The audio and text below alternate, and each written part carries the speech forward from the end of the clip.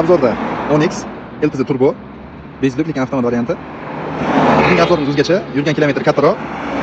Shu paytgacha bo'lgan mashinada xarajat yoki bo'lmasa kamchiliklarni egasidan so'rab bilib olamiz. Videoni oxirigacha ko'rishni tavsiya qilaman. Qiladigan ishimiz eng qisqasi avtomashinani boshqarib, yurish va dinamika holatlarini tekshirib ko'ramiz. Mashinaga o'tira oldik, kamerlarni topib oldik. Yurgan kilometr mashinani 62303 kilometr. Endi egalaridan so'raydigan bo'lsak, akajon mashinani olganingizga qancha vaqt bo'ldi? 1 yildan oshdi endi. Aha.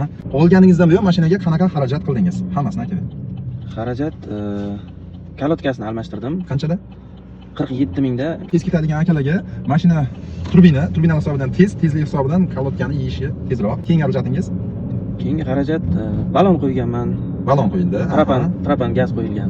Atak internetda aytilgandek, miyasi ketib qolyapti yoki bo'lmasa akkumulyator tez o'ldirib qo'yyapti yoki remen uzilyapti degan muammolar sizda bo'lgani yo'q. Shunaqami? Yo'q. Shunaqa. Mashina haqida fikringiz ijobiy yoki salbiy?